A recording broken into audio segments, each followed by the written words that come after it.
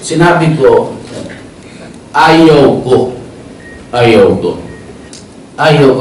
ng pamilya. Ayaw ng anak ko, yung si Inday. Ayaw ng lahat. And my closest friends. Sabi nila, you're 70 years old. You retire. But do not make me an excuse just because they are not qualified by your standards. Ayaw ko talaga. So, I'm sorry. Actually, marami na umaasa sa akin. Ang problema, it has not sunk into my brain na kandidato ako pagka-presidente. Like I said, I do not hunger for that position. I know my limitations. And, maybe a lawyer, but it's too late in the day. Too late. Tapos na. It's no longer my time.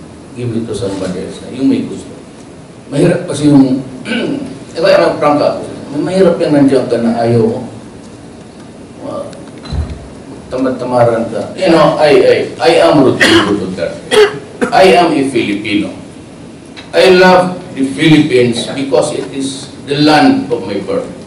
It is the home of my people. Tapos na ako, ginawa ko na ang kahit kawangin ko sa Davao. But there was a price for that. It does not peace and prosperity does not come easy. May bayad yan. At huwag muna ninyo akong tanungin unless you want me to go to prison. And if you want, you get the evidence from sources, not from my mouth. That would be bad.